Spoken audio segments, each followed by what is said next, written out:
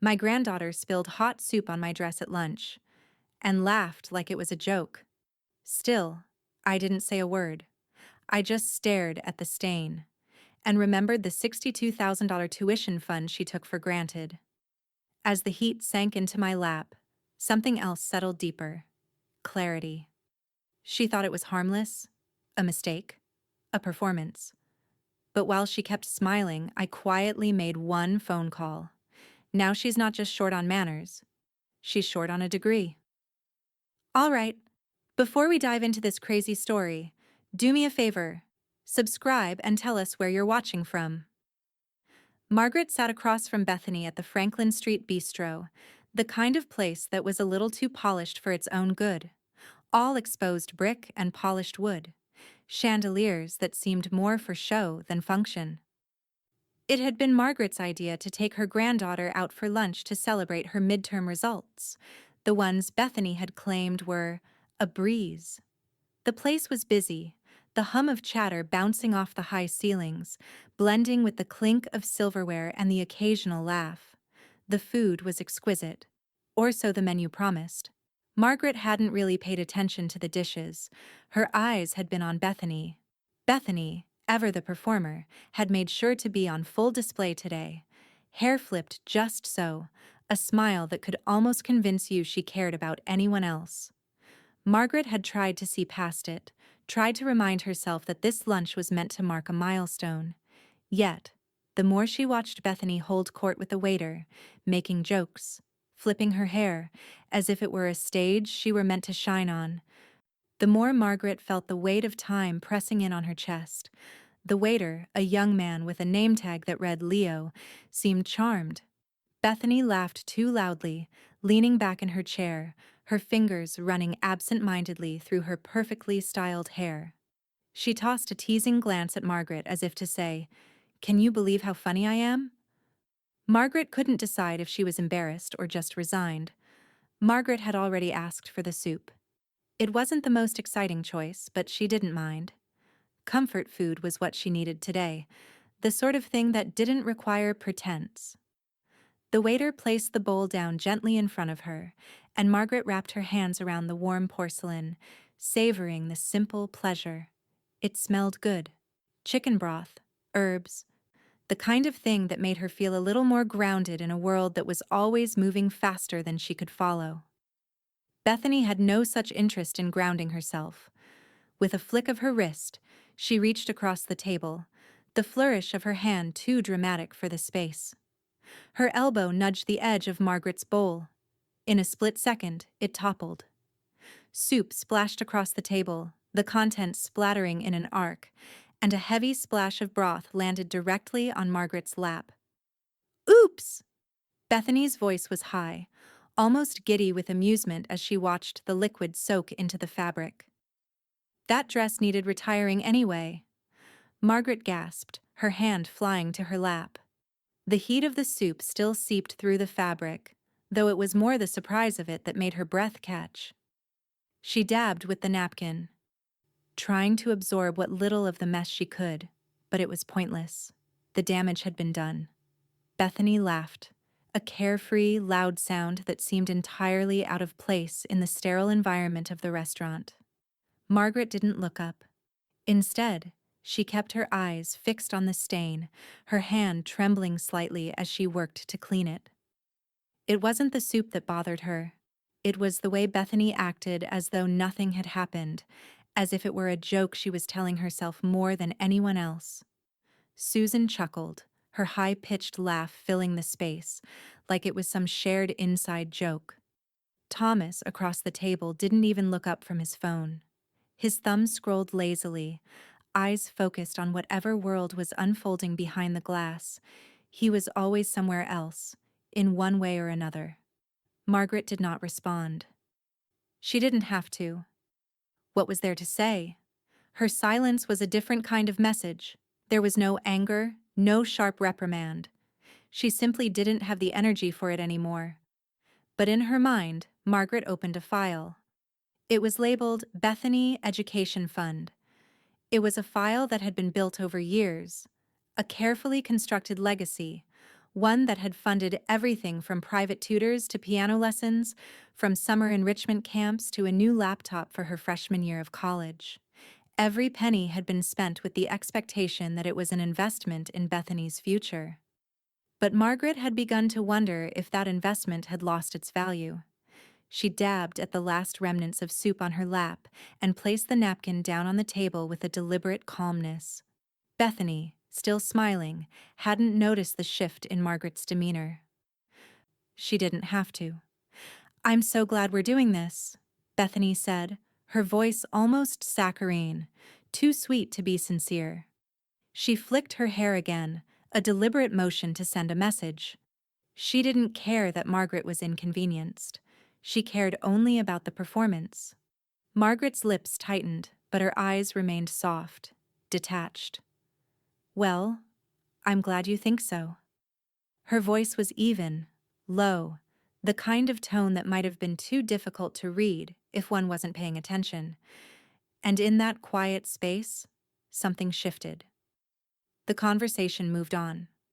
Susan talked about some charity event she'd attended. Thomas clicked through his phone, and Bethany resumed her charm offensive with Leo the waiter. But in Margaret's mind, that file opened wide, its contents reviewed once more. The numbers, the years of steady deposits, the expectations, the realizations. Margaret did not feel the need to respond to Bethany. The conversation was already over, though it had yet to be said aloud. What Margaret would do next was something that would be felt more than heard. The lunch might have been a celebration, but for Margaret, it was the quiet beginning of an end. Margaret sat alone in her sunlit corner of Everwood Retirement Villas, a cup of chamomile tea cooling beside her, the quiet hum of the building's air conditioning the only sound in the room. She had left the lunch behind her, but the echoes of it clung to her like the soup on her dress. In the solitude of her apartment, the weight of her decision began to settle, creeping slowly into her bones, yet something about it felt oddly freeing. She glanced at the clock. Time to make the call. Victor Reese, her estate attorney, answered on the second ring. His voice was measured, precise, like a man who had lived his entire life in the pursuit of clarity. "Margaret," he said, the familiarity of their years of working together settling in. "What can I do for you today?" "I need to freeze Bethany's educational fund," she said, her voice unwavering. There was a pause on the other end of the line, the kind that suggested Victor had already anticipated this moment. His response came, sharp and efficient as always. "Understood. You're the sole controller, so the decision is entirely yours." He paused again. "Shall we notify them?" Margaret looked out the window, watching the trees bend slightly in the wind, as though the world itself were waiting for her response. She inhaled deeply, feeling a rare calm. She was no longer confused about what she had to do. "No," she said quietly. "Let them feel the chill first." Victor didn't ask any further questions. It wasn't his job to ask. Instead, he confirmed the action and promised to take care of the details. The conversation ended with a simple, "I'll get on it immediately." Margaret placed the phone down, but the silence it left behind was heavy, thick with unresolved tension. She picked up her tea, the warmth of the cup grounding her as her thoughts drifted to another time, another place. It was a memory of Bethany as a little girl, back when the world seemed much simpler. Margaret could almost smell the flour on the countertops, feel the warmth of the oven as she and Bethany baked cookies in the kitchen of the house on Belmont Drive. It had been a Saturday morning, the air outside crisp with the early autumn chill. The little girl, barely 10, had stood on a stool, her small hands helping Margaret roll the dough, her brow furrowed in concentration. "Grandma, what's this word?" Bethany had asked, pointing to a recipe card. Margaret had smiled, wiped flour from her own cheek, and leaned in close. "Preheat," she'd said gently. "It means to heat the oven before you put something inside." Bethany had repeated it slowly, testing out the new word as if it was the key to some unspoken treasure. You mean like when I have to practice before my spelling test? Margaret had laughed, the sound bright and light. Exactly like that. Bethany's eyes had lit up with excitement, the kind that only children could truly possess. I love practicing, she'd said, smiling up at Margaret, as though every little effort would make her an expert on everything. And Margaret had believed it.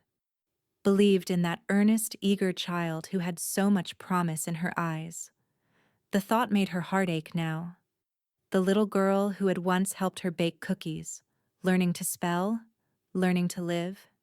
She had grown into someone unrecognizable, someone who'd laugh at a mess, a disruption, as if it were nothing more than a game.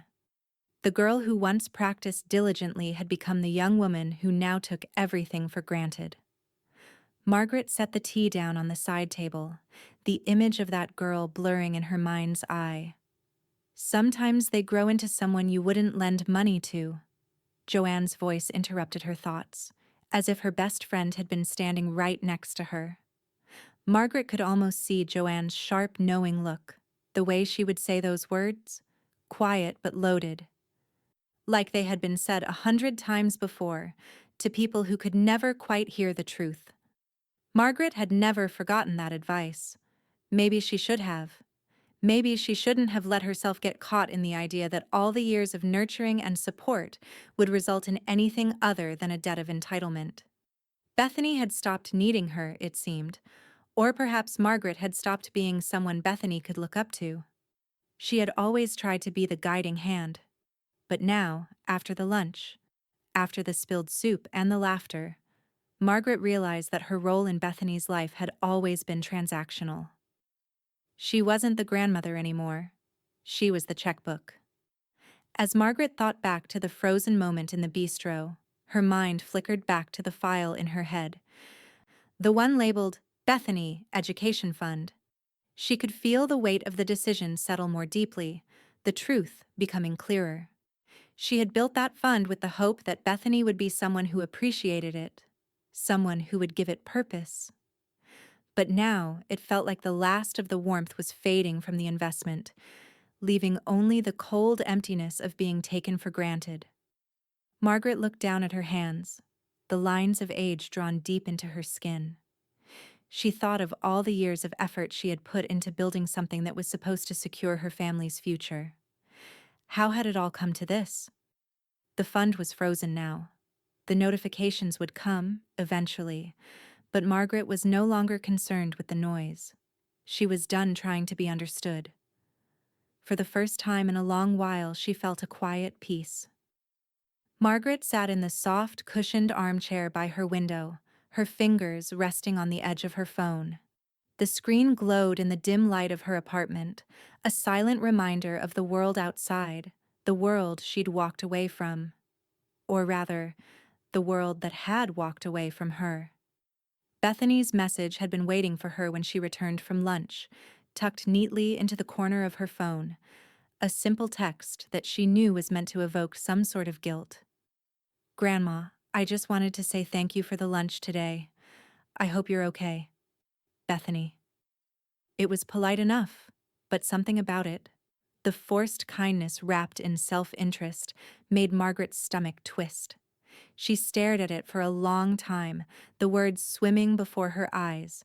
Her thumb hovered over the screen, and for a moment, she considered responding. Just a short message, something to acknowledge the effort, maybe. But the thought evaporated quickly. No, there was nothing to say. Instead, she swiped the message away, her thumb gliding effortlessly across the screen, and deleted it. There would be no reply. She put the phone down and stood, the cool air of Everwood's hallways brushing against her skin as she walked out to the garden. The soft clink of wind chimes sounded in the distance, a reminder that time here moved in its own way, slowly, peacefully, uninterrupted by the noise of the outside world. The garden was peaceful, full of vibrant flowers that bloomed year-round in a display of color Margaret had come to appreciate. But what caught her eye now wasn't the flowers or the benches scattered throughout the garden. It was the birds at the feeder, darting in and out, quick little creatures, unhurried and free. She stood there for a while, watching them, letting the quiet of the space surround her. The cold stone of the garden path felt solid beneath her shoes. Here, there was no room for pretense, no room for expectations. Just the simple movement of birds and the occasional rustle of leaves. The world here didn't require her to perform. Her phone buzzed in her pocket, dragging her back into the present. She didn't need to check it, but the curiosity was like a pull she couldn't ignore. She reached for it, her fingers brushing the screen again. It was another text, this time from Susan. Just checking in. Bethany's counting on that final semester deposit. Please let me know if you need anything. Margaret stared at the message. There it was. The subtle pressure. The implication that she should be doing something. The silent, calculated request wrapped in concern. How many times had she seen these messages from Susan, always looking for a way to make her feel like the next step was her responsibility? The unspoken understanding that Bethany's future was a weight Margaret alone had to bear. Margaret felt the heat rise in her chest but exhaled slowly, letting the frustration pass. She didn't need to reply. She didn't owe them anything. Bethany wasn't the only one with expectations. Margaret had spent years keeping those expectations afloat, quietly carrying them, making sure everyone stayed comfortable, whether it was with their image or their financial stability. But today, she realized that the comfort she'd been maintaining had been a slow erosion of her own peace. Victor Reese's voice echoed in her mind from their earlier conversation. No notification necessary. Let them feel the chill. That was all there was to it now. The text messages, the expectations, the relentless push of the family. It all felt so distant now. Margaret didn't need to meet those demands anymore. Not today. Not ever again. Margaret walked slowly back toward her apartment, her thoughts quiet as the soft sounds of Everwood's life continued around her. As she entered her room, she found Joanne waiting for her, sitting at the small table by the window, 2 cups of tea in hand. Joanne smiled as Margaret walked in, her eyes filled with knowing. "You still cleaning soup out of that dress?" she asked softly, her tone light but weighted with the unspoken understanding of everything Margaret hadn't yet said aloud. Margaret's lips quirked upward, just slightly. "No," she replied, her voice steady and calm, the silence between them stretching comfortably. "But I'm cleaning names off my legacy." Joanne didn't say anything at first, her gaze steady, as though taking in the full weight of Margaret's words. Then, with a soft nod, she raised her teacup to her lips and sipped. It was the kind of moment that didn't need more words. Margaret sat beside her, letting the warmth of the tea settle in her hands, and for a brief moment, the world outside seemed distant, fading into the soft hum of the life she'd built. For the first time in a long while, Margaret felt the deep, quiet certainty of her own choices. No more guilt, no more obligations, just a legacy she was reshaping, and a future where she would no longer be invisible. The quiet was thick with meaning, but Margaret didn't mind. It was her peace now, and it was hers to keep. Margaret's apartment was quiet when the doorbell rang. The soft echo of it bounced off the walls of her small, neat space, almost startling in its suddenness. Margaret stood slowly, the weight of her decision settling deep into her bones, and walked to the door. She opened it with the careful precision that had become second nature to her. Bethany stood in the hallway, a forced smile stretching across her face, an attempt at humility that was as thin as the paper-thin veneer of a carefully crafted image. She was wearing a black cardigan over a dress that was just slightly too fancy for the occasion, a feigned effort to appear casual. "Grandma," she said, her voice carrying the feigned sweetness of someone trying too hard to show concern. "Is everything okay?" Margaret stood still, her expression unreadable. She could see the tension in Bethany's posture, the way her eyes darted over the room, as if measuring the distance between herself and the consequences that had already begun to settle. Margaret didn't move, didn't invite her in. Not yet. Bethany shifted her weight, her smile faltering for a moment. "You didn't answer my text," she added, the edges of her voice softening just a bit, as though she thought that might make a difference. Margaret didn't respond immediately. She simply stepped aside, allowing Bethany to enter.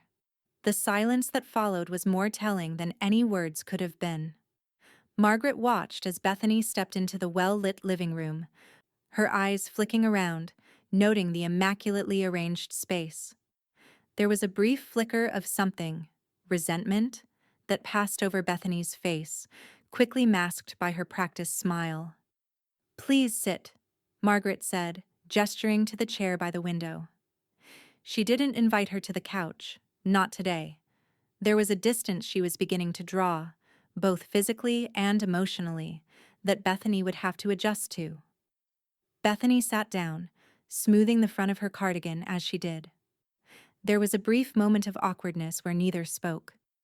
It was the kind of silence that magnified the growing distance between them, a silence filled with too many unsaid things. Margaret sat across from her, folded her hands neatly in her lap, and allowed the quiet to linger for a few beats longer. She could see the way Bethany was waiting for something, some sign, some hint of softness, perhaps even an apology, but Margaret didn't intend to give her any of that.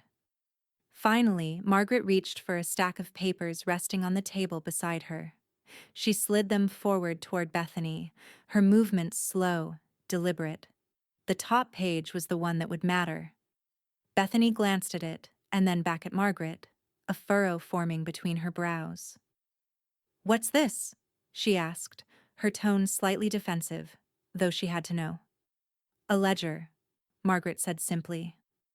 "A record of 12 years of uninterrupted tuition payments. Everything you've received, every penny that's gone into your education." Bethany's eyes flicked from the paper to Margaret's face, a nervous laugh escaping her lips. I, uh, I don't understand. Why are you showing me this?" Margaret's gaze didn't waver. "Because today, the payments stop. It paused the day you laughed." Bethany blinked, the flicker of surprise that crossed her face quickly replaced with confusion, and then something sharper. Annoyance. "What do you mean, paused? Grandma, I don't get it. It was just a joke, all right? Just a mistake." Margaret leaned forward slightly, the calm in her voice unshakable. "Then this is just an adjustment." Bethany's face flushed, a mixture of embarrassment and outrage rising within her. Her breath quickened, her hands clenched around the edges of the chair, the power she thought she had slipping from her grasp. "You're really doing this?" Her voice cracked, but she quickly regained control. "I can't believe you're doing this." Margaret remained still, her eyes steady, never leaving Bethany's. There was no rush, no need for anything more than the calm, steady pace of inevitability. "I've done this," Margaret replied softly. "I've spent 12 years investing in your future. But that future," she added, her voice just above a whisper, "stopped being mine to control the moment you decided your actions were worth more than respect."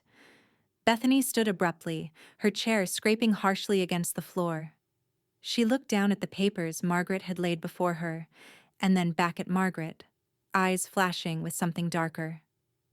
"I can't believe this," she spat. "You're taking away my future over a stupid mistake?" Margaret didn't flinch. She didn't even look away. "You'll find another way?" Margaret said, her voice firm but not cruel.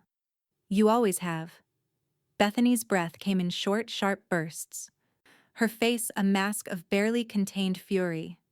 She stepped back, her body language making it clear that she was done. "Fine," she hissed, her voice low. "I'll figure it out. But you won't get away with this." She turned toward the door without another word, and Margaret stayed seated, her eyes following her granddaughter's exit. The slam of the door echoed in the quiet apartment, and for a long moment, Margaret didn't move. She simply sat there, in the silence, her eyes closed, savoring the weight of the moment. It wasn't over, not by a long shot, but the first step had been taken, and it was hers to command. The morning light in Margaret's apartment was soft, almost apologetic. It filtered through the blinds in pale streaks, tracing lines across the wooden floors. Margaret sat at her small desk, her fingers poised over the keyboard of her laptop, a decision in front of her. It had been made, long before she'd even opened the device, but the finality of it, the way it would ripple outward, still caught in her chest. Victor's email was open, the subject line reading, "Transfer Request, Bethany Carter Education Fund." The remaining balance, $62,000, sat there like a weight. But it wasn't the money that held her attention. It was what that sum could become now that she had taken it from the person who would never understand its worth. She hadn't looked at the email in days. After the confrontation, after Bethany stormed out of Everwood, the distance between them had never felt more complete. The text messages, the demands, they didn't matter anymore. What mattered now was what she would do with the legacy she had carefully built for so many years. Margaret took a deep breath, her gaze lingering on the cursor blinking steadily on the screen. Her fingers tapped the keys with purpose, typing the brief instructions. Transfer funds to Ridgeway Opportunity Grant. New beneficiary, Rosa Ellis, 4.0 student at UNC, aged out of foster care. Immediate processing, no exceptions. Her hand hovered over the send button for a moment longer than necessary. It wasn't doubt that stopped her, but a strange sense of peace. A sense that this was finally the right thing. She clicked send. Victor's confirmation pinged almost immediately. Funds transferred. Await quarterly impact statements for new beneficiary. Further instructions will follow. Margaret read the email once, then again. The weight in her chest slowly began to lift. She wasn't worried about Rosa. This was a gift, not a burden. Rosa deserved this. Margaret had known that from the moment she'd first read her story, from the moment she'd seen the 4.0 and understood the depth of it. A young woman who had survived the system, who had pushed through every obstacle placed in front of her, who had done everything right. Rosa was the kind of person Margaret wanted to invest in. She was someone who knew the value of perseverance. The old ledger, the one filled with tuition payments for Bethany, was still open on her desk, its pages marked with the bright red ink of her decision. She felt a moment of nostalgia, but it was fleeting. She was done with nostalgia. The future wasn't in the past. It never had been. Margaret closed her laptop with a soft click and stood, moving toward the living room. Joanne was sitting on the couch, as she always did when she visited. She had brought a tray with 2 glasses of lemonade, the condensation already gathering on the outside of the glasses in the summer heat. "You look like someone who's just made a decision," Joanne said, her voice light, teasing even. Margaret didn't answer right away. She simply picked up a glass and took a sip, feeling the tartness of the lemonade cut through the air. It was refreshing, grounding, like the weight of the last few weeks had just slipped away with the cold sweetness. "I did," Margaret replied after a pause. She let her eyes meet Joanne's, steady and sure. "It's done." Joanne didn't ask for details. She didn't need to. The moment they'd shared in silence spoke volumes. Instead, she raised her glass to Margaret with a quiet smile. "Well," she said, her tone shifting to something more approving, "you've still got the steadiest hand in the family." Margaret smiled, a small, private smile. It wasn't an easy decision. It hadn't been about the money. Not really. It had been about the belief. The belief that real value isn't measured in dollars, but in the depth of what someone does with what they're given. "I did what was right," Margaret said softly. Joanne leaned back, eyes studying Margaret with a quiet respect. She didn't push, didn't probe. It wasn't necessary. Margaret could feel the support, feel the understanding that had existed between them for decades. Margaret walked over to the small shelf where her will was kept, a few legal documents, a faded photo album from a time long ago. She took the will in her hands, opened it to the section that had once been earmarked for Bethany. A few precise strokes of her pen, and Bethany's name was gone. Not erased. No, nothing so messy. It was simply no longer there, replaced by the words, Ridgeway Opportunity Grant. There was no bitterness in the movement. No anger. Just a quiet, deliberate redirection. That evening, Margaret sat on the porch, watching the sun dip lower, casting long shadows over the garden. The world outside was calm, the kind of stillness that had always drawn her, that had always made her feel like she belonged to it in some way. The world was still there, and now, for the first time in years, she felt like she could breathe again. She thought of Rosa, of her quiet strength, of how she would look at the impact statement, how she might feel knowing someone who had never met her, had invested in her future, believing in her when no one else had. Margaret allowed herself a small, almost imperceptible smile. Gratitude, she thought. Now, that's a legacy worth having. Her phone buzzed on the table beside her. She glanced at it without much urgency. It was an email from Victor. The final will has been updated. Your changes have been processed. Margaret closed her eyes, feeling the finality of it, the weight of it settling into her chest, lighter now than it had ever been. She wasn't looking back anymore. The future, her future, was a blank page, waiting for her to write it. The silence in Margaret's apartment was a balm. She had found solace in it over the years. The hum of the air conditioner, the sound of her own steady breathing. And now, more than ever, it was a sanctuary. She sat by the window, the last remnants of the afternoon light fading, her fingers wrapped around a warm cup of tea. The world outside her walls was moving on without her, but inside, Margaret felt more at peace than she had in a long time.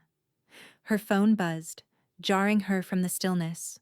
It was an email from Susan, titled, Urgent, Bethany's transcript issue. Margaret's eyes flicked over the words quickly, the tone a mix of concern and barely veiled demand. I've just heard back from the registrar's office. Bethany's final semester transcript release is being held due to an issue with her funding. This is affecting her ability to graduate. I don't know what you're doing, but this is causing her a great deal of stress. Please, we need to resolve this immediately. Margaret read the email twice, but her expression didn't change. The sense of urgency Susan tried to create fell flat. This wasn't her problem. The problem had already been solved, in a way Susan would never understand. With a steady hand, Margaret tapped out a brief reply. She attached the email to a new one, forwarded it to Victor Reese without comment. No reply necessary. It was a simple instruction, but it carried weight. The finality of it. The way the world outside would have to adjust. Margaret set her phone down, the glow of the screen fading to black. The phone rang again almost immediately after. This time, it was Thomas. Mom, can we just talk? His voice was tentative, soft, like he wasn't sure how to begin. But Margaret could hear the edge of frustration beneath it. She didn't flinch. She knew the drill. The soft-spoken requests. The attempts to bridge the divide without ever acknowledging what had happened. She'd been through this cycle enough times to know that this conversation was more about him than about anything she had done. We just did, Margaret replied simply, her voice calm and controlled. There was a long pause on the other end. Thomas wasn't ready for that answer. Mom, please. But Margaret interrupted, her tone remaining even, unshaken. This isn't a conversation, Thomas. You know what's been done. You know what I've decided.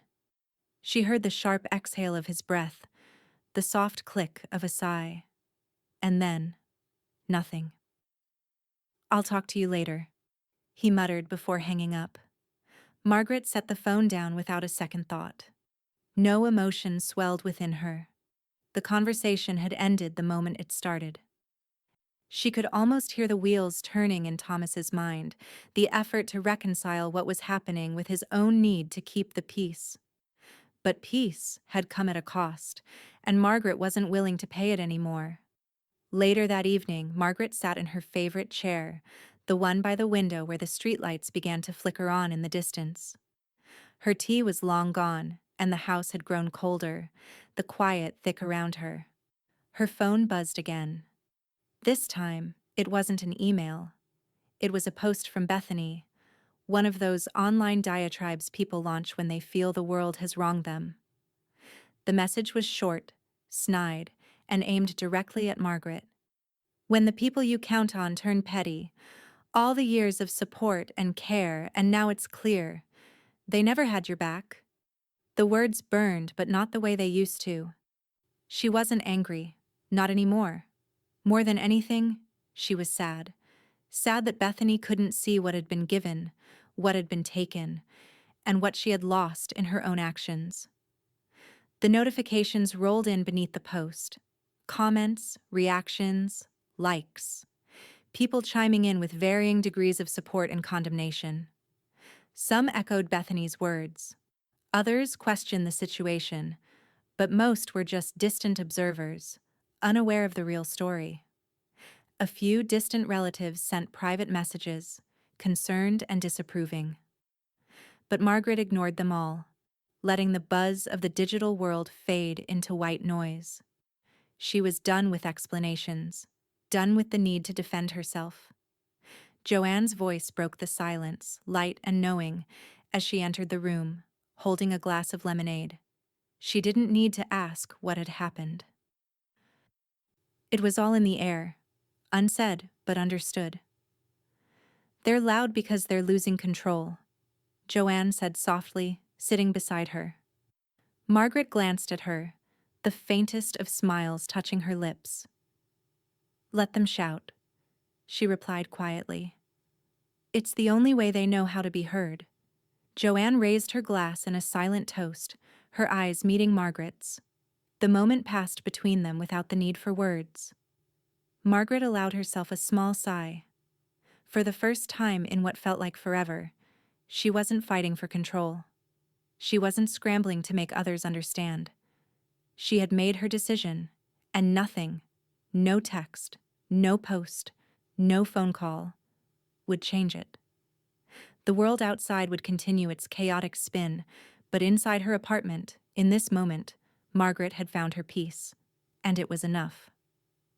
The air in the auditorium was thick with anticipation, the kind of energy that clung to every corner of the room, bouncing off the polished floors and the high, vaulted ceiling. The room buzzed with the chatter of students, their excitement palpable, the culmination of years of late nights, early mornings, and endless assignments finally coming to a head. It was supposed to be a day of celebration, of recognition, but for Bethany, it felt more like an obstacle course, each step forward more tenuous than the last. Margaret sat near the back, the plush seats of the auditorium sinking slightly beneath her weight. She had arrived early, as she always did, preferring to watch events unfold from a distance. She wasn't there to partake in the festivities. Not really. She was only there because Bethany had asked her to attend. It had taken a lot of effort on Bethany's part, a rare show of humility that only made Margaret more resolute in her decision. Bethany stood near the front of the room, looking every bit the confident, poised young woman she had worked so hard to become, or at least, that's how it appeared. Her blonde hair cascaded in soft waves down her back, her cap tilted at an angle that made her look as though she had just stepped out of a magazine spread. Her face was carefully composed, the picture of grace and success. But Margaret could see the tension behind those eyes, the way her shoulders were held too stiffly, the slight flicker of discomfort when someone brushed too close. It was a practiced mask, one that Bethany had perfected over the years. But today, that mask was starting to crack. Margaret could feel it, the cracks widening with each passing second. The rehearsal began in earnest, students lining up in their places, everyone moving with a purpose. Bethany shuffled forward, keeping her head high, her movements almost mechanical as she made her way toward the front of the line. She was just a few steps away from the bursar's table when the attendant, a young woman with dark glasses, raised her hand to stop her. "Bethany Carter?" the attendant called, scanning a list on her clipboard. "Could you step aside for a moment?" Bethany hesitated, a slight furrow appearing on her brow, but she did as instructed, walking over to the side of the stage with a practiced air of composure. Margaret's gaze followed her every move, noting the subtle shift in her granddaughter's body language. The confidence was beginning to unravel. The attendant spoke quietly to Bethany, her lips barely moving. Margaret could see the slight nod from Bethany, the words lost in the noise of the rehearsal, but the change in Bethany's posture was unmistakable, the sharp intake of breath, the way her hands clenched into fists at her sides. A moment later, the attendant turned away, speaking to another staff member. Margaret saw the subtle shake of Bethany's shoulders as she tried to regain control, but it was no use. Margaret could almost hear the words in her granddaughter's mind. "It can't be happening. Not today. Not here." The student attendant came back over, her tone polite but firm. "Unfortunately, Bethany, we won't be able to release your cap and gown today. There seems to be an issue with your account. You'll need to clear that up before we can proceed." Bethany's face blanched, the mask slipping completely now, revealing the rawness beneath. She opened her mouth to speak, but no words came out at first. She turned away quickly, taking several steps toward the back of the room before stopping, as if trying to collect herself. The room's noise seemed to wash over her, but all Margaret could hear was the brittle silence that had settled between them. A few murmurs from the other students, whispers that carried on the air. And then Bethany snapped, her voice louder than necessary. "This is ridiculous," she muttered under her breath. But it didn't stay under for long. "Why is this even happening now?" She turned to face the staff, her voice climbing in volume. "I've worked for this. I've done everything I was supposed to do. Why is this happening?"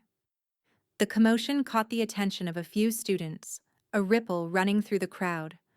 Margaret could see the telltale signs of Bethany's carefully constructed world crumbling, the facade cracking beneath the pressure. The staff member, clearly unfazed, spoke again. "You'll need to speak with the bursar's office. I'm sorry, but we can't release your gown without resolving the issue." Bethany's hands were shaking now, her lips pressed together in a thin line. She looked like a child, angry, helpless, and undone. The coldness in Margaret's chest grew. This wasn't about the gown, not anymore. It wasn't even about the graduation. It was about something deeper, something Margaret had known would eventually surface. Bethany turned and stormed away, her steps heavy with the weight of everything falling apart. Margaret stood still, watching her retreat into the hallway, the last bit of pride slipping away with each step. She could hear Bethany's voice crackling from across the room. "This is so unfair!" As she watched her granddaughter disappear, Margaret's eyes met the gaze of Camille, one of Bethany's classmates, who had been standing nearby. Camille was holding her cap in one hand, watching Bethany with a mix of pity and something else. Amusement, perhaps. Camille's voice was barely a whisper, but it was sharp, cutting through the moment. "Guess all that confidence was borrowed." Margaret said nothing. She didn't need to. The words didn't matter.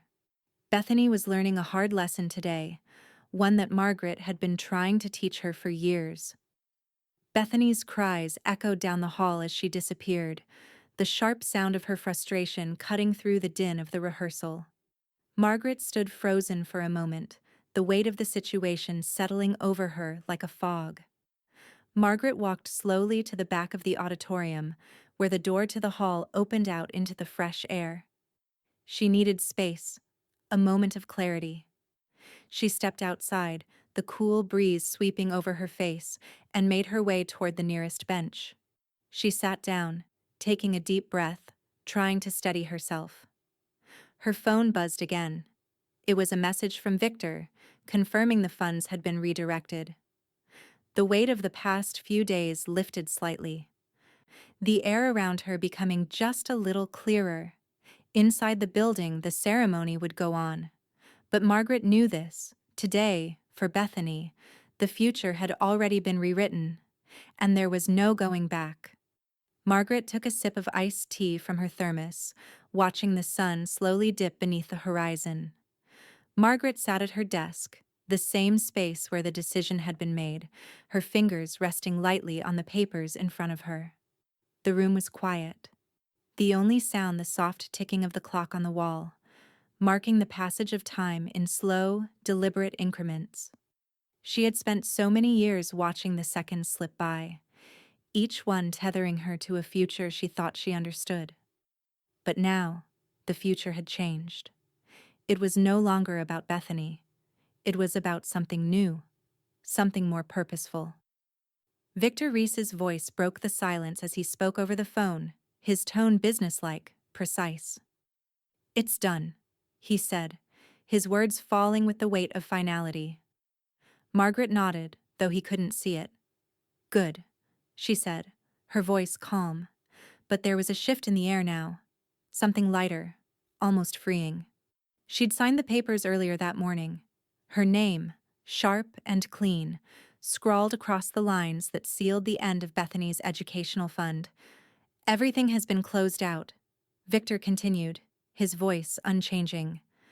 "The remaining balance has been redirected to the Ridgeway Opportunity Grant, as per your instructions. All that's left is the final impact statement. I'll send it over when it's ready." Margaret's eyes lingered on the final page of the fund's ledger. The numbers were no longer her responsibility. Her fingers traced the corner of the paper, the ink settling into the fibers of the page like the last remnants of an old chapter. "So is pretending I was appreciated," she murmured, more to herself than to Victor. She could almost hear Victor's pause on the other end of the line, the brief hesitation before he responded. "I don't think anyone will question your decision, Margaret. Not when they see the impact it will have." Margaret closed her eyes, not to mourn but to embrace the silence that followed. She didn't need reassurances, and she certainly didn't need the empty words that had filled so many conversations before. The decision was hers, and it had been made with quiet conviction. "Thank you, Victor," she said, the words final, the closure they provided settling like dust on a shelf that had been long forgotten. Joanne arrived shortly afterward, the familiar jingle of her keys announcing her presence. She came bearing a stack of photos, the kind that always seemed to find their way into Margaret's life when things were shifting, when the world felt like it was tilting on its axis. Joanne sat down beside Margaret, sorting through the photos before handing them over with a smile. "A scholarship brunch," she said, her voice light, though her eyes carried the weight of the unspoken. "They invited me to one. The new recipient was there, beaming like she'd won a prize." Margaret picked up the first photo, her eyes scanning the image of a young woman in a simple but elegant dress, standing at the front of a crowd with a beaming smile, the weight of a future in her hands. "She looks happy," Margaret said, though the words felt heavier than they should have. She turned the photo over in her hands, tracing the edges with her fingers as she felt a shift within herself. "She should be," Joanne said softly. "She's earned it." Margaret didn't reply immediately. She placed the photo on the table and reached for the second one. A close-up of the same student, now sitting at the table with a group of others, holding a glass of lemonade, laughing as though she'd always been part of something greater. "Do you remember," Joanne asked after a moment, "when you first started the fund? How sure you were that it was going to make all the difference for Bethany?" Margaret looked at the photo, her eyes soft. I do. I thought she'd understand. I thought it would change things. Joanne didn't say anything more. She didn't need to. She simply watched Margaret as she continued to examine the photos, the quietness of the moment telling its own story. Margaret took one of the pictures, holding it carefully in her hands, and walked over to her journal. She opened it to the next empty page, placed the photo gently inside, and taped it in place. Her name won't be in my will, Margaret said, almost absent-mindedly, as she pressed the tape down firmly. But she'll never be far from my thoughts. Joanne watched her carefully, her expression unreadable, but there was understanding there too. Margaret closed the journal with a soft, deliberate motion, the pages now heavier than they had ever been before. Do you know what I'm most proud of? Margaret continued, her voice barely above a whisper. Joanne didn't answer. She didn't need to. Margaret knew that she would understand, just as she always had. I'm proud of the fact that it's not about her anymore, Margaret said, her eyes distant as she looked out the window. It's about the ones who truly need help, the ones who can make something of it. Joanne nodded slowly, her gaze moving toward the photo Margaret had just taped into the journal. The right person, she said quietly. Later that day, as the sun dipped below the horizon, Margaret sat at her desk once more. The world outside her window was slowing down, the night settling over the town like a blanket. Her phone buzzed once again, this time with a letter from the new scholarship recipient. Margaret opened it slowly, reading the words carefully, her heart still. Dear Margaret, I cannot thank you enough for your belief in me. Your generosity has given me the chance to change my life. I will never forget this, and I will do my best to make you proud. Thank you for believing in someone like me. Margaret closed her eyes, the weight of the words sitting heavy in her chest, but this time, it wasn't a burden. It was something else entirely. Something like peace. She placed the letter inside her journal, beside the photo. And for the first time in what felt like forever, Margaret allowed herself to exhale fully, feeling the weight of the past few months lift, piece by piece. Her legacy had changed, but it was hers now, and she could finally breathe. The voicemail icon blinked on Margaret's phone screen, a silent reminder of the world she had deliberately left behind. It was from Bethany. Margaret didn't need to listen to it. She could already hear the words in her mind. The pleading tone, the vague promises of change, the desperate attempt to reel her back in. She swiped the screen, her thumb quick and decisive. The voicemail disappeared, swallowed into the void of a world that no longer had any claim on her. She didn't save it.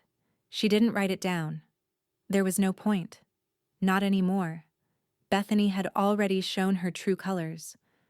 And Margaret wasn't in the business of collecting false hopes anymore. A few hours later, she found herself at Everwood Retirement Villas for the weekly Friday mixer. The community room was alive with laughter, soft jazz playing in the background, people talking in small circles as they sipped wine and nibbled on finger foods. It was a routine Margaret had grown accustomed to. She didn't always feel like being there, but tonight, something felt different. Maybe it was the slight warmth in the air, or maybe it was the simple act of showing up. She accepted a glass of red wine from one of the volunteers and wandered over to a quiet corner of the room, a small group of familiar faces gathered around a table. Joanne was already there, chatting easily with a few of the other residents. Margaret's footsteps slowed as she approached, and for the first time in weeks, she felt something like laughter building in her chest. A joke, shared in the circle, caught her off guard, and the sound bubbled up from her belly, unexpected and freeing. It wasn't loud, but it was real. The kind of laughter that made everything else seem small, like the world could suddenly shrink and fit neatly into the space between her ribs. Joanne noticed first, her eyes lighting up as she saw the shift in Margaret. "That's the laugh I've been waiting for," she said softly, her voice carrying the hint of a long-held secret. Margaret smiled, the weight of the past few months finally lifting just a little. "It feels good," she said, her voice light. She felt lighter, like she had dropped the heaviest stone from her chest. She hadn't realized how long it had been since she had allowed herself to simply laugh, without reservation. Not at Bethany's expense, not at her own sadness. Just because something in the moment made her feel good. Later that evening, Margaret sat in her favorite armchair, the soft evening light slipping through the blinds as her phone buzzed once again. She looked at the screen, and the familiar name of Susan appeared, the subject line reading, "Bethany's dropping out." Margaret sighed. She didn't need to open the email, but she did. The words, like so many others before them, were a desperate plea, a request for help, for intervention, for a way to clean up the mess that was Bethany's life. "She's dropping out. She needs help. Please, Margaret, we can't let her fail like this. I don't know what she'll do without your support. She's counting on you. Please help her." The words were familiar, too familiar. She read them once, then again. The anger didn't rise in her chest this time. It was something else. Something deeper, more resigned. She set the phone down slowly, turning her attention back to the soft glow of the room. Her fingers tapped the table beside her in rhythm, almost absent-mindedly, as the thought played in her mind like a song on repeat. She doesn't get it. She never will. Margaret opened her email app and began typing a response. The words were simple, cold even, but final. "That's a shame." She hit send without a second thought, the words closing the door on something that had been dragging her down for too long. A short while later, Joanne came in, a glass of lemonade in hand. "You good?" she asked, sitting down across from Margaret, watching her carefully. Margaret didn't answer immediately. She picked up her glass, her fingers lightly tracing the rim. The cold glass a small comfort in the warm evening air. "I gave her a map," Margaret said, her voice steady but resigned. She folded it into trash. Joanne's gaze softened, and for a long moment neither of them spoke. Margaret didn't need to explain further. Joanne understood. She had seen it all. The way Margaret had tried to guide Bethany. The way she had invested so much of herself into the hope that it would make a difference. But hope, Margaret had learned, wasn't a currency that would buy anything in return. Her phone buzzed once again, breaking the silence. This time, it was a message from Thomas. She opened it without hesitation, her eyes scanning the words. "Moving trucks here. They're coming home." Margaret's chest tightened, the knot in her stomach familiar and cold. She set the phone down, but the words stayed with her, hanging in the air between her and Joanne. "Well," Margaret said softly, looking out the window at the fading light. "Guess I'll have to figure out what to do with all this space." Joanne didn't answer immediately. She simply raised her glass of lemonade and gave Margaret a small, quiet smile. It wasn't a smile of pity, but one of understanding, of shared experience. Margaret nodded to herself, the weight of the day settling into her bones. The future was always uncertain, but at least she knew one thing now. She wouldn't be carrying Bethany's future anymore. Not if it meant bending under the pressure of someone who refused to understand the value of anything given to her. The morning sun cast a soft golden hue across the living room, but Margaret didn't notice it. She was sitting at the desk again, the one by the window where she'd made so many decisions, the one that now felt strangely unimportant. There was nothing left to hold her here. Not in this space, not in this life she'd built for others. It had been too long, and she could feel the weight of it, the way the air had changed. It was time for a shift, a redefinition. The letter had been signed, the donation made, a matching gift. the kind that would create lasting change. The Ridgeway Opportunity Grant, with the matching funds, would provide full tuition for 2 students. Margaret didn't need to see the press release. She didn't need to know the names of those who would benefit from her generosity. They were not the ones who had never understood her. They were not the ones who had taken everything for granted. Still, she clicked on the link to the Ridgeway Foundation's website, the words "New Matching Gift" announced flashing at the top of the page. Her eyes skimmed over the words. Margaret Carter, anonymous donor, has generously provided full tuition for 2 deserving students from underserved backgrounds. She clicked open the comments section without hesitation, her finger already halfway through the motion before she even realized it. She had been prepared for the praise, for the gratitude. The words were always the same. What an amazing gift. You're making a difference in the world. It was the kind of validation she had never expected, but that felt good. There was something in the quiet satisfaction of knowing she had done the right thing. But then, one comment stood out. It wasn't from a stranger, not from a grateful student or an anonymous well-wisher. It was from someone familiar, someone who couldn't be bothered to stay in the shadows. "We all know who this is really for," Bethany had posted. "Let's just hope they appreciate it more than I did." Margaret stared at the screen, the words glowing back at her in sharp relief. The bitterness, the jealousy. It was like a wound that had been reopened, one that had never quite healed. Bethany's words burned, but not in the way they used to. They didn't sting with regret or anger. No, this time they felt hollow. The kind of hollow that only comes when you know something is already dead. Her phone buzzed again. Another message, this time from Susan. She had expected it, of course. Susan had always been quick to act when it came to matters of image, of reputation. The message was short, curt. "You've made your point. Now take it down. We can't have people thinking you're doing this to make up for what you've done to Bethany." Margaret's lips pressed together into a thin line. She didn't reply. There was no need. There was no negotiation here, no bargain to be struck. This was a done deal, and no one, not Susan, not Bethany, could undo it. Margaret closed the message, her mind still on Bethany's comment.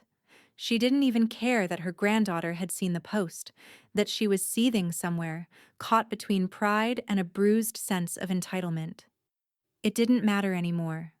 Bethany had always worn her life like an accessory, something to be flaunted, something to show off to the world.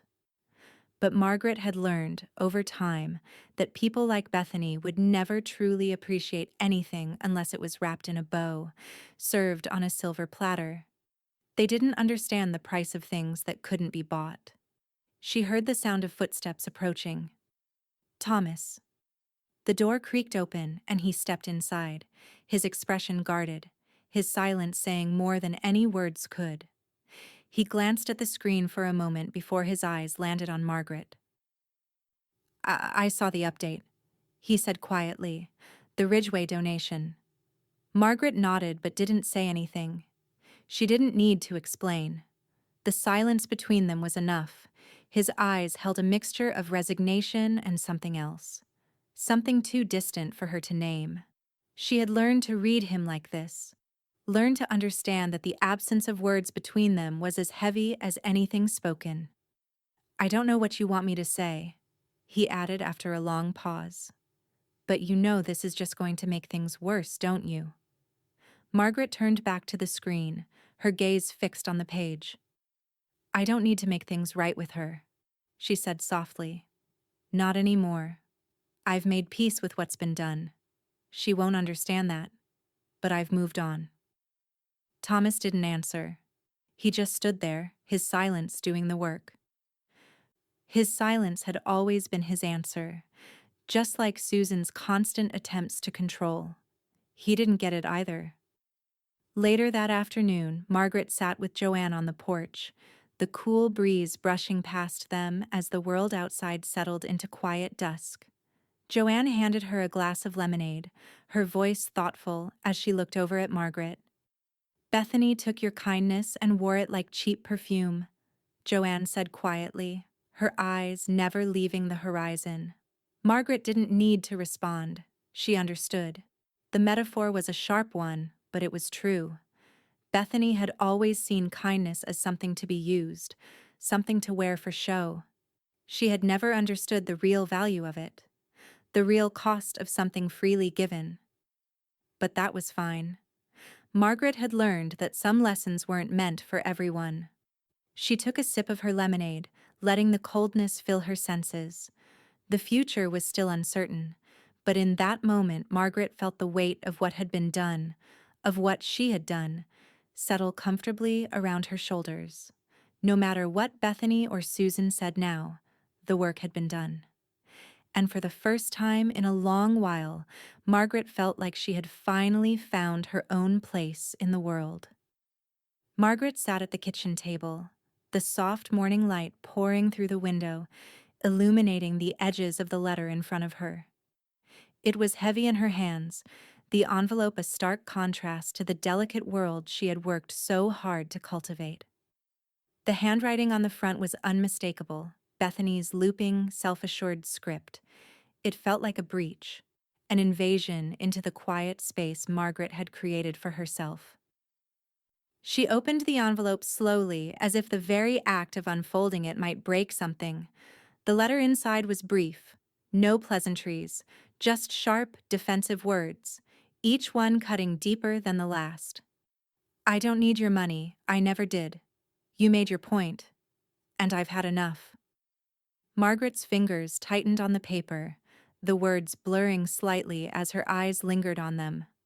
No apologies, no recognition of what had been done for her. Just bitterness. It stung, but only because it confirmed what she had known all along. Bethany would never understand. The letter continued in that same harsh, defensive tone. This whole thing was never about me. It was about you feeling good about yourself. You can keep your money, your legacy. I don't need any of it. Margaret's heart didn't race. It didn't clench. It simply stopped for a moment, as if the words were a shadow she had seen coming for a long time. The coldness of it settled in, and she took a slow breath. She sat back in her chair, staring at the letter, seeing every word as a reflection of the years of effort she had put into trying to make things right, trying to repair something that was never meant to be fixed. She'd been chasing an illusion, clinging to the hope that maybe, just maybe, Bethany would see the value in all that had been given to her. But it was gone. The hope, the connection, gone, like dust in the wind. Margaret placed the letter on the table in front of her and reached for the shredder. The hum of the machine filled the room as she slid the letter inside, the sharp sound of the blades cutting through the paper filling the silence. She watched it disappear, piece by piece, until there was nothing left but strips of paper and the quiet satisfaction of finality. Joanne stood in the doorway, watching quietly. She had been there for every moment, every shift in Margaret's life, and she had witnessed the unraveling of this relationship from the start. She stepped forward, her gaze soft but steady, and sat down across from Margaret. "You okay?" Joanne asked, her voice low but full of understanding. Margaret didn't answer right away. She took a moment, her eyes still focused on the shredder, which continued its work. It was as if the machine were doing for her what she could no longer do for herself, cutting away the remnants of a dream that had long since turned to dust. "I just stopped mistaking closeness for connection," Margaret said quietly, her voice calm, almost distant. "I thought I could fix it. I thought I could give her something to make her see, but she never wanted to understand." Joanne nodded, the weight of Margaret's words settling into the space between them. There was nothing left to explain, nothing to defend. This wasn't about Bethany's understanding anymore. It was about Margaret finding peace with what had already been given, and what had already been lost. The shredder clicked off, the final remnants of the letter falling into the bin. Margaret sat back in her chair, her hands still resting on the table. The silence between them was no longer heavy, it was something else. Something like release. Joanne reached over, offering Margaret the coffee she had brought with her, the warmth of the cup a small comfort in the cool morning. Margaret accepted it, her fingers wrapping around the ceramic, the warmth spreading through her hands. For a moment they simply sat there, the hum of the morning outside the window the only sound. The world had continued on, just as it always had. And yet, for the first time in a long while, Margaret felt like she could breathe again. The door to the past had closed. There would be no more letters, no more calls, no more demands for something she could never give. And in that silence, in the absence of everything that had weighed her down, Margaret found the smallest of smiles pulling at the corners of her lips. Margaret stood at the edge of the ballroom, her hands lightly resting at her sides. The navy silk of her dress draped elegantly over her frame, the fabric catching the soft glow of the overhead chandeliers. She wasn't one for flash, for grand gestures, but tonight, the quiet grace she wore was deliberate. It wasn't just the dress, it wasn't just the evening, it was the culmination of everything that had shifted inside her. Everything she had let go. She had been invited, of course, as the anonymous donor behind the Ridgeway Opportunist grant. It was an elegant affair, with people milling around in tuxedos and gowns, sipping champagne and exchanging pleasantries.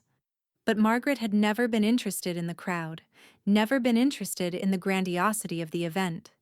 She wasn't there for the attention. She wasn't even there for the recognition. She was there because she had earned this moment. Not in the way that Bethany might have expected, but in the only way that truly mattered, by doing something that would outlast her, something that would make a difference.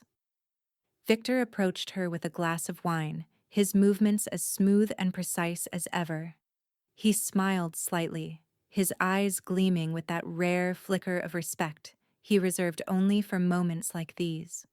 "To your legacy, Margaret," he said, raising his glass to her. "A legacy that has already begun to change lives." Margaret accepted the glass with a nod, but her eyes stayed focused on the crowd, her mind distant. She wasn't thinking about the applause or the speeches that were to come. She wasn't thinking about the donors or the media coverage. She was thinking about the student speakers, the ones whose names she didn't even know yet, but whose lives she had already impacted. The speeches began shortly thereafter, the words echoing through the room. Margaret's attention wavered, the excitement of the evening fading into the background. She was used to this, the glitzy lights, the pomp, but her heart wasn't in it anymore. She had no need for accolades. Then, the student speaker stepped up to the microphone, a young woman whose name Margaret didn't catch, but whose eyes gleamed with gratitude as she looked out over the room. "Tonight, I stand here not just as a scholarship recipient," the student began, her voice trembling slightly, "but as someone whose life has been changed because someone believed in me. There's a donor here tonight, and I don't know who they are, but their generosity, their trust, has shown me what it truly means to have someone believe in your future." The room fell silent, the student's words settling over the crowd like a soft embrace. Margaret's heart skipped a beat, the weight of the moment heavier than she expected.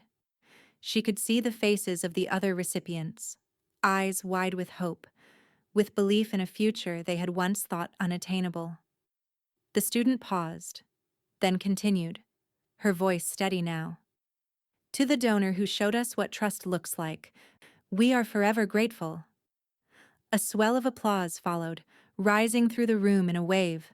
Margaret's hands tightened around the glass of wine, but her lips curved upward in something like a smile. It wasn't an overt expression of joy. It wasn't a tear-streaked moment. It was something quieter, more meaningful. The applause, the recognition, It was all secondary. It had never been about that. But now, in this small, almost imperceptible moment, it was clear. Her work was done.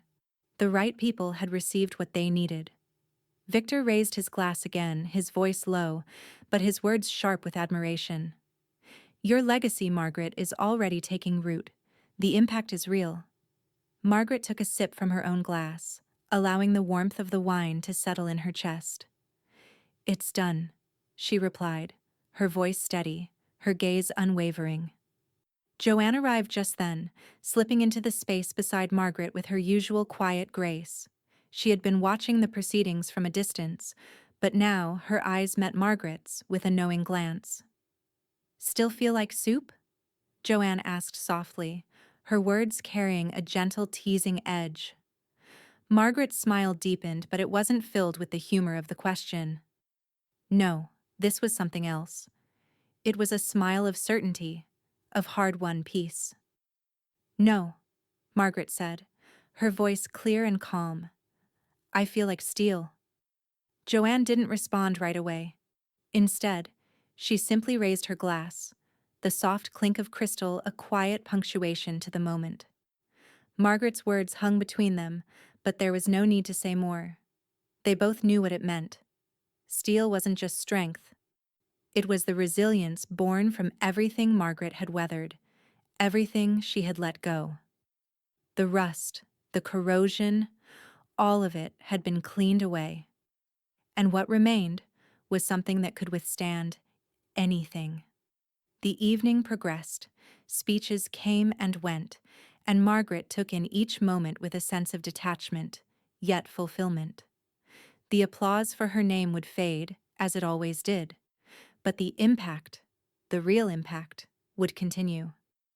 At the end of the night, as the crowd began to disperse, a plaque was presented to Margaret. It wasn't a huge spectacle. No grandstanding, no cameras flashing. Just a small gesture from the Ridgway Foundation, an acknowledgement of her work and her legacy. The plaque was simple, etched with her name, Margaret Carter Legacy Award. The letters were clean, polished, just like the person who had earned it. She accepted it quietly, a small nod of appreciation. The world outside had not changed, but Margaret had. The night ended as quietly as it had begun. Margaret and Joanne walked out into the crisp night air, the sounds of the crowd slowly dying behind them. Margaret felt a sense of calm in the cool breeze, the soft rustle of the trees in the distance. For the first time in a long time, Margaret wasn't searching for anything anymore. The future, whatever it held, would come. But she had already built something that would endure. And for her, that was enough. The phone buzzed again, its shrill tone cutting through the quiet stillness of Margaret's living room. She knew who it was before she even glanced at the screen. Bethany. She had called and left a message, of course. Margaret didn't need to hear it. The tone would be familiar, the desperation, the soft promises that would slip through her like water. The words that tried to reignite something that had been long extinguished. Margaret didn't rush to pick up the phone. Instead, she let it ring until the voicemail icon blinked in, a silent reminder of the past she had already closed the door on. She wasn't surprised.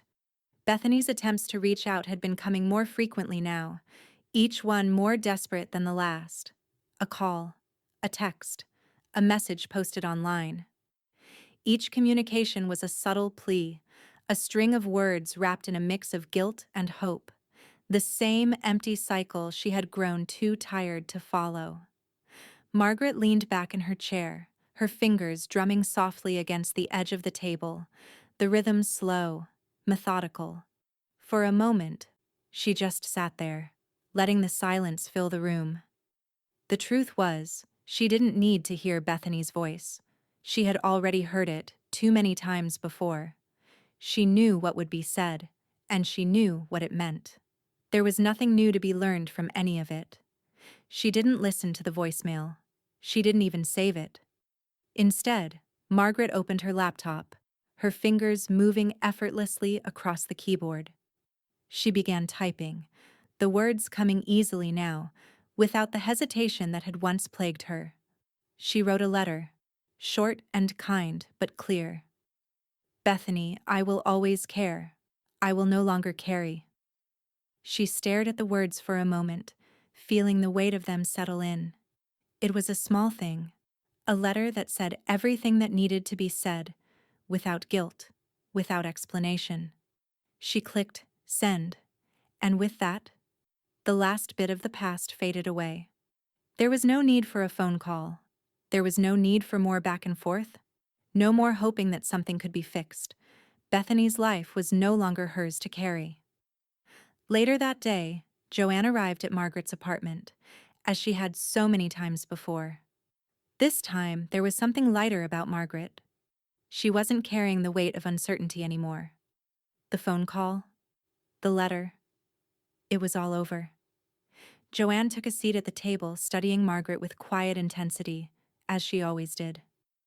You okay? Joanne asked, her voice low but filled with a quiet understanding.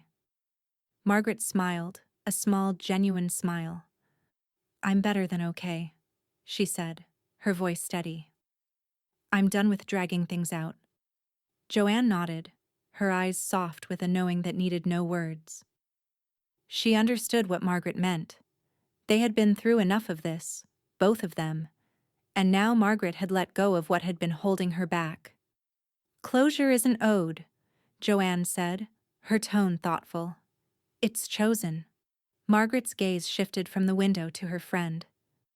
And I spent enough on people who chose not to grow, she said, her voice barely above a whisper, but the conviction behind it was sharp, firm. She had learned the lesson long ago. There were some things, some people, that weren't worth the weight of her investment. Joanne smiled softly, her lips curving in understanding. You've done enough. Now, it's time to let it be. Margaret stood and walked over to her bookshelf, where a photo album sat, its edges worn from years of turning. She opened it to a page that had never quite felt finished. A picture of her with the Ridgeway Scholarship recipients, their faces bright with promise, their futures unfolding before them. They were the ones who mattered now, the ones whose potential was not wasted, whose futures were shaped by real choices. She slipped the photo out of the album, holding it in her hands for a moment, then gently placed it in her journal. The pages of the book closed with a soft finality, the image now a part of the story Margaret had written for herself. Joanne watched quietly as Margaret tucked the photo away, the gesture so simple, yet so symbolic. There were no more half-finished chapters, no more unspoken words. Margaret turned back to her friend, a small laugh escaping her lips, as though the weight of everything had suddenly lifted. Now, I feel like I've earned my place in the world, she said, almost to herself. Joanne chuckled softly, raising her coffee cup in a silent toast to that realization. You always have. That evening, Margaret sat outside on her porch, the air cool and calm as the sun dipped below the horizon. The house was quiet, but there was no emptiness. There was a peace in the stillness now, the kind that comes from finally letting go. She leaned back in her chair, her eyes soft with the knowledge that the chapter had closed. The future was still unfolding, but it wasn't defined by others. It was hers now, shaped by her choices, by her strength. And for the first time in years, she felt certain. She felt whole.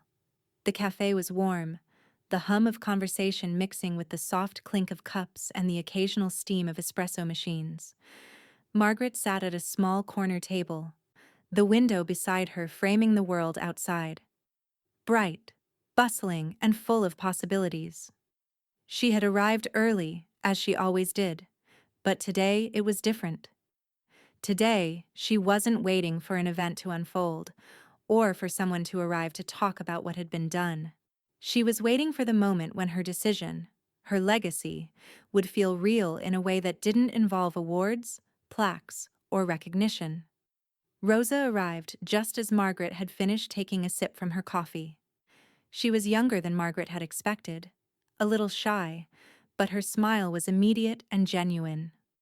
Rosa wasn't a scholarship recipient in the way Margaret had imagined them.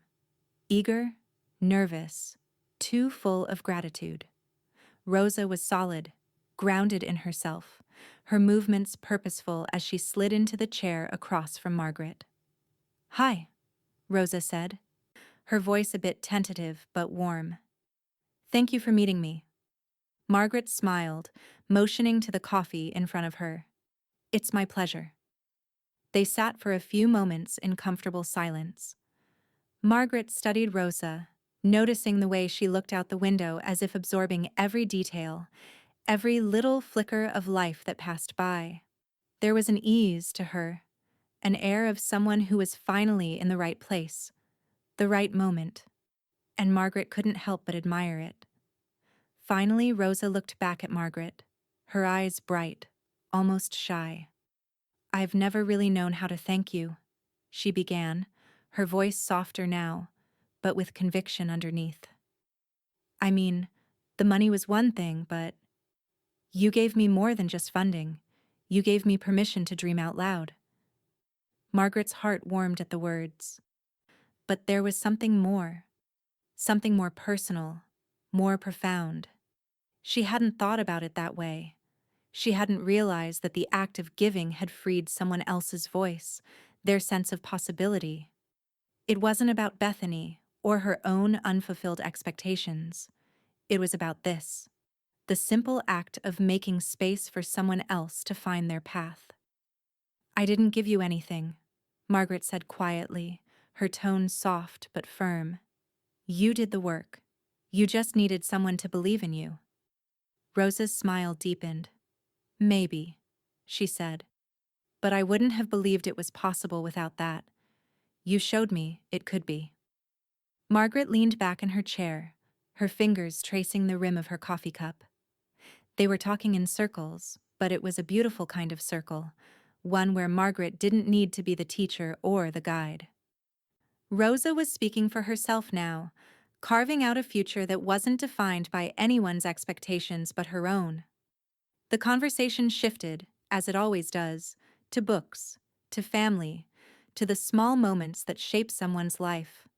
They discussed the latest novels they had read, how Margaret still preferred paperbacks, even in the digital age, how Rosa had grown up in foster care but had never let it define her. They spoke of boundaries, how family could be chosen, how the people who loved you weren't always the ones who shared your blood. Margaret listened intently, her heart growing fuller with each passing minute. Rosa was everything Bethany could have been if she had just allowed herself to grow, to understand. At one point, after a long pause, Rosa shifted in her seat, her hands folding together, her voice quieter. "What do I owe you?" Margaret looked at her, the question settling into the space between them like an old echo. She had spent so much of her life giving to the wrong people, giving in hope, giving with expectation. But this moment was different. This was not about obligation. It was about a future being handed over, not from one person to another, but as a shared responsibility. "You owe me nothing," Margaret replied, her voice steady but gentle. "Just pass it forward." Rosa's eyes shone, and she leaned forward slightly, her gaze intense. "I will," she said. "I'll make sure I do." The conversation slowed, winding down, and after a few moments of quiet, Margaret felt the urge to speak, to say something that had been simmering inside her. She didn't know if it was for Rosa's sake or her own, but it felt necessary. "You know," Margaret said, looking directly at Rosa, "I think you're going to do more than just pass it forward. You'll change lives, just by being who you are." Rosa looked at Margaret, a hint of a question in her eyes, but she said nothing. She didn't need to. The understanding passed between them, an unspoken promise of something greater than either of them had realized. As they stood to leave, Rosa hugged Margaret. It wasn't a performative gesture, the kind people sometimes offer when they're obliged. It was real, genuine, and it felt like a connection that had nothing to do with obligation or reward. "Thank you," Rosa whispered, the words full of weight, and yet so light. Margaret returned the hug, holding on a moment longer than necessary, feeling the warmth of the younger woman's sincerity. As Rosa walked out of the cafe, Margaret lingered by the door for a moment, watching her disappear into the bustling street outside. She felt something shift inside her, something deep and unnameable. It wasn't about what had been given, but what was now in motion, something that would carry forward without her needing to hold it together. Joanne arrived just as Margaret turned away from the window, a soft smile on her lips. "How was it?" Joanne asked, already knowing the answer. Margaret's smile was serene, a quiet sense of peace surrounding her. "It was perfect." Joanne raised an eyebrow, her lips curving upward. "You raised the right daughter. She just didn't share your blood," she said, her voice gentle. Margaret met her eyes, the words hanging between them like a secret they had always known. It didn't matter that Rosa wasn't her biological daughter. What mattered was that, in this moment, Margaret had created something real, something that would last. Margaret stood in the dimly lit corner of her room, the dress draped across her hands. It had been hanging in her closet for months now, untouched, forgotten, yet still there. A relic of a past she had tried to leave behind. The fabric was worn in places, the hem frayed, but it still carried the memory of that afternoon at Franklin Street Bistro, when everything had started to unravel. It wasn't the stain of soup that had made it significant, but the weight of what it symbolized. That dress had seen more than just a lunch. It had witnessed the last shreds of a relationship that had been bled dry, piece by piece. Margaret's fingers trembled slightly as she carefully folded the dress, the once crisp fabric now soft and pliable in her hands. It wasn't the kind of dress one would wear again. Not after what had happened, not after all the hope and love that had been poured into it, only for it to be mocked, laughed at, dismissed. She couldn't wear it again. But throwing it away felt like another form of surrender, as though it would be one more thing she would leave behind without fully acknowledging its significance. So instead she placed it in a donation box, her hands slow, deliberate. It wasn't a dramatic gesture. There was no grand moment of catharsis, no finality that would undo the past. It was simply the right thing to do. As she secured the lid of the box, Margaret attached a small handwritten tag to the outside. "Worn through war, stitched with resolve." She stepped back, looking at the box for a long moment. The words weren't just for the dress. They were for everything she had been through, for everything she had given. There was a certain kind of strength in that phrase, a quiet defiance against what had been taken from her, against what had never been appreciated. She had survived it. She had made it through. And now, it was time to let go. Margaret took the box in her arms, carrying it down the hallway, her steps slow but sure. The weight of it didn't bother her. It was light, almost like nothing at all. She was no longer weighed down by the past. Her future, whatever it was, had already been reshaped. As she walked past the community drop station at Everwood, she noticed the soft light of the late afternoon spilling across the pavement. The sounds of the neighborhood, the rustling of trees, the distant hum of traffic, felt distant, like they were part of someone else's life. Her own life, the one that had been tangled in expectations and disappointments, was unraveling, thread by thread. And it was freeing. On her way back from the drop station, she passed Ava, who had just returned from a weekend trip home. Ava's face lit up when she saw Margaret, her beaming smile cutting through the quiet moment like sunlight breaking through clouds. "Grandma!" Ava exclaimed, her voice warm with affection.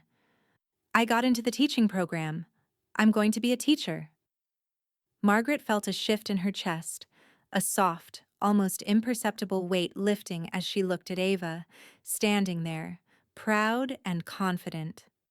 The news was unexpected, but not in the way it once would have been. Ava had always been the one to show up, the one who sought to understand, to make something of the opportunities in front of her.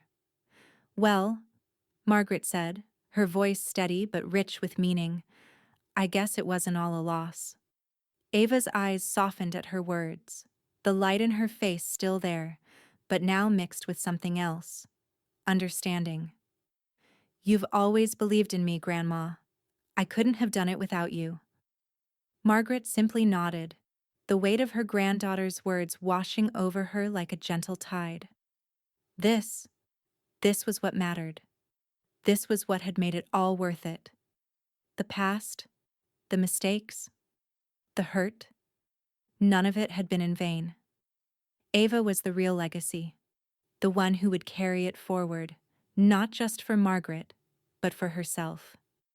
Margaret stood there for a moment, watching as Ava bounced on the balls of her feet, her excitement palpable. She could see the future now, not as some uncertain blur, but as something vivid, something alive.